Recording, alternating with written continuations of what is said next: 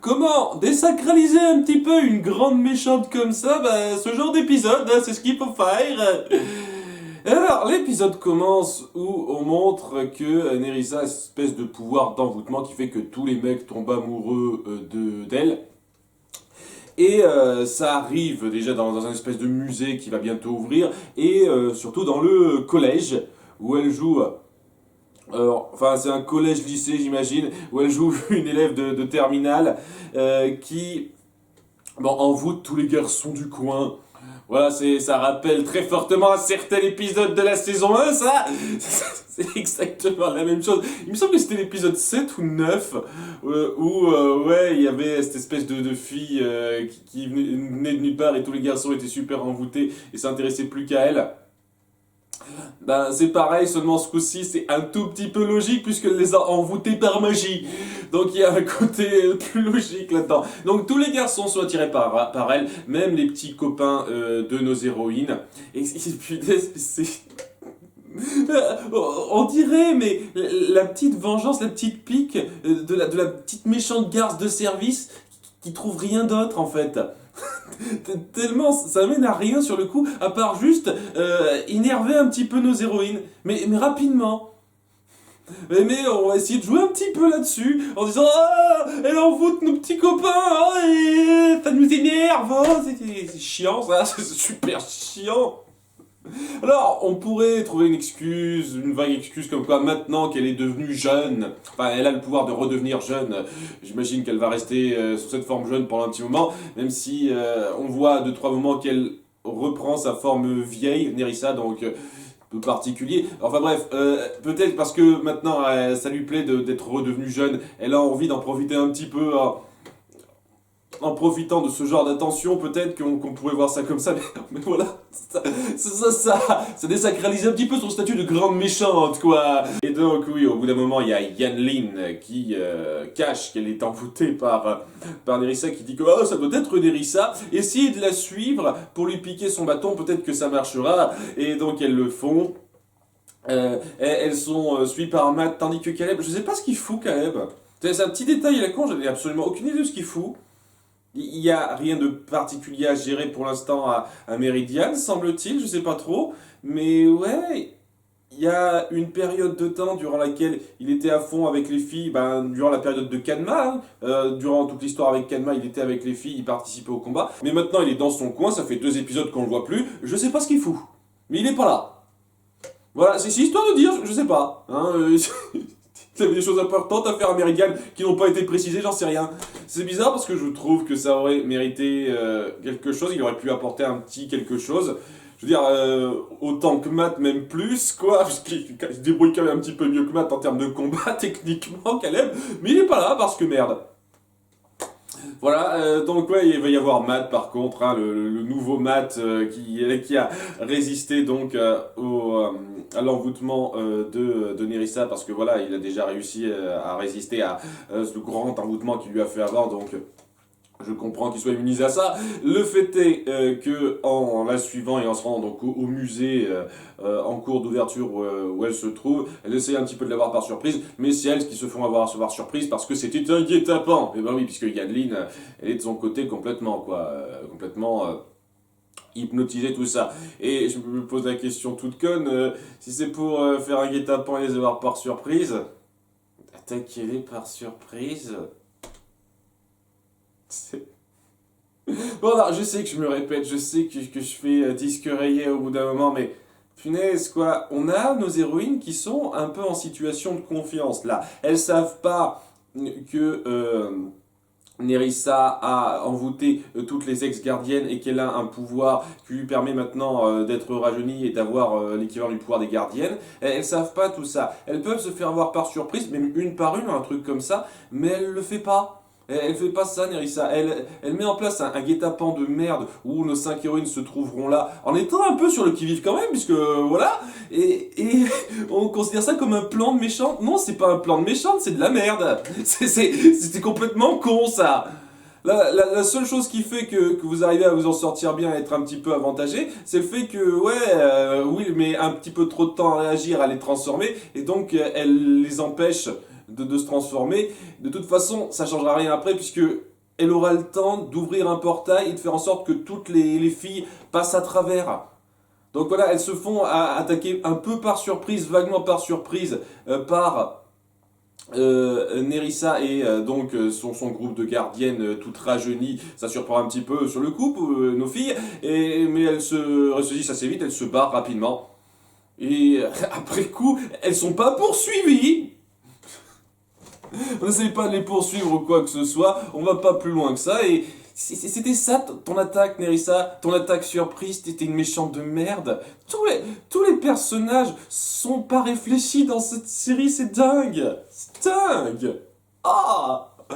Bon, il y a le truc qui m'a plus vraiment intéressé dans cet épisode et qui a réussi à le sauver un petit peu parce que ça volait pas très haut en dehors de ça, c'est le fait que Aileen, en apprenant que sa grand-mère est hypnotisée et sous le contrôle de Nerissa, elle le vit pas très bien, elle est très attristée par ça, et on sent vraiment toute la peine que ça lui apporte.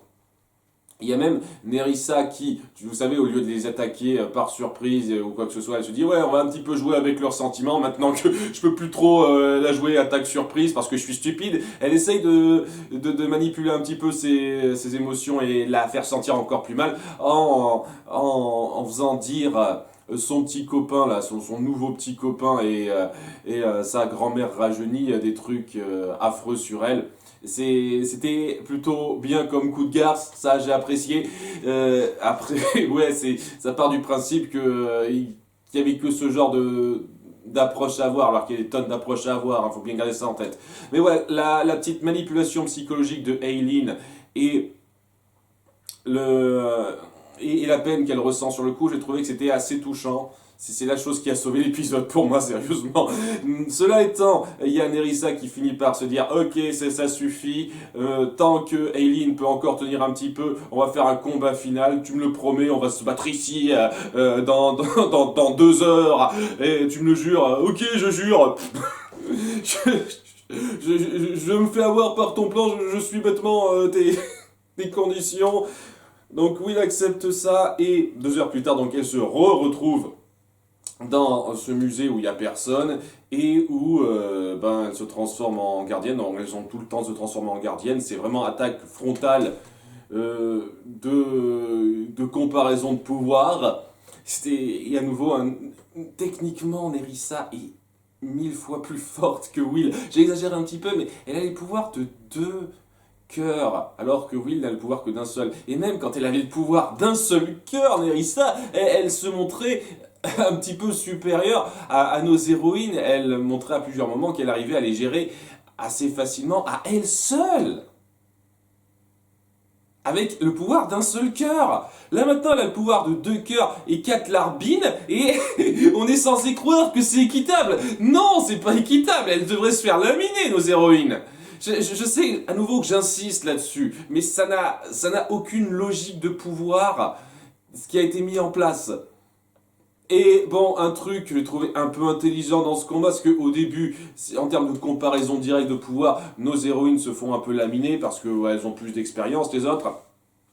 Mais elles finissent par se rendre compte qu'elles sont pas très bien organisées et ce sont plus des pantins que des personnes réfléchies avec vraiment un esprit d'initiative. Donc elles jouent un petit peu sur ça pour arriver à les battre, tandis qu'Aileen finit par se ressaisir, se dire ok, c'est mauvais sentiments que je ressens, il faut pas non plus que ça me laisse... Ça me prenne totalement et il faut que je me ressaisisse. Et donc voilà, elles finissent par se battre toutes et elles parviennent à les battre et à se montrer supérieures à tout le monde. Même Nerissa, ouais. Nerissa qui se laisse savoir et qui finit par se rendre compte qu'elle contrôle pas aussi bien ces 4 larbines. Puis elle dit ah, vous avez gagné cette fois, mais la prochaine fois, je vous aurai.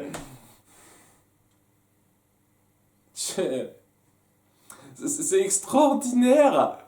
Comme, en fin de compte, c'est Chevalier de la Destruction était plus puissant que ça, en fin de compte. Elle a fait un mauvais échange, en fait. C'est bien, après avoir vu son espèce de de grand accomplissement à la fin de l'épisode précédent. On dit ah maintenant tout va bien quand les filles se disent ah le bien a enfin gagné. Tout semble s'arranger un petit peu et on voit à la fin Nerissa et ses 4 ex-copines gardiennes et qui sont de nouveau jeunes en pleine possession de leurs moyens. On dit waouh menace et puis elles se font avoir bêtement comme ça. Premier affrontement, supériorité intellectuelle assez facile de nos héroïnes. Ah voilà, vous avez bien tablé sur le grand suspense de l'épisode précédent, c'est dingue, hein. Wouh. Oh, il y a aussi un petit délire avec Alex, le petit copain d'Aileen. Tu m'énerves. Je me saoule de se centrer à ce point sur le petit copain. Et bizarrement, depuis quelques temps, celui sur lequel on se centre le moins et celui qui est le plus intéressant, c'est Caleb. Voilà, Caleb, plus ça va, moins on se centre là-dessus, moins on se centre sur lui et sa relation avec Cornelia. C'est plus c'est mis au second plan, plus c'est voilà, c'est là. Et les autres, on insiste sur leur relation de couple à nos autres héroïnes. Qui sont pas du tout intéressantes, mais vraiment pas du tout intéressantes. Alors, je sais pas ce qui va se passer après. Vraiment pas. Est-ce que on va encore montrer Nerissa qui va continuer d'aller au collège de nos héroïnes et à ce moment-là, elle continuera d'attirer leurs mecs, ça les énervera, je sais pas trop, ou elle partira sur totalement autre chose. C'est un truc qui gave un petit peu ça, parce que voilà, il reste 6 épisodes, donc on peut pas amener une conclusion tout de suite, un grand combat final réel tout de suite. Donc on va essayer de faire un peu de remplissage autour de petites manipulations de merde de ce genre-là qui sont complètement inintéressantes. Vraiment inintéressantes. C'est barbant, je trouve ça barbant. Et si on a encore d'autres petites manipulations de ce genre sans intérêt, ça va être un petit peu long avant le grand combat final, hein. Alors, comme je l'ai dit, la chose qui est parvenue à sauver un petit peu cet épisode, c'est le fait qu'on se centre un petit peu sur Aileen et la peine d'avoir perdu sa grand-mère et de son petit ami aussi. Oui, on joue un petit peu sur le fait qu'elle a un appareil dentaire, elle s'est fait poser un appareil dentaire. Voilà, j'ai jamais compris le délire autour du fait qu'on insiste là-dessus, mais ouais, on insiste un peu sur le fait maintenant qu'elle a un appareil dentaire. Je sais pas si ça jouera un rôle par la suite, mais maintenant elle va avoir un appareil dentaire. Ok, et oui, en dehors de ce détail-là qui est complètement inutile et inintéressant, ouais, c'était quand même sympa de montrer la peine du personnage. C'était un peu prenant ça, et c'est ce qui a parvenu à rendre l'épisode passable, parce que le reste était assez médiocre. Le plan de Nerissa était très médiocre, la façon dont elle se fait déjouer est super frustrant par rapport à ce qui était instauré avant. Nos héroïnes qui sont ultra jalouses parce que leurs petits copains sont attirés par la méchante.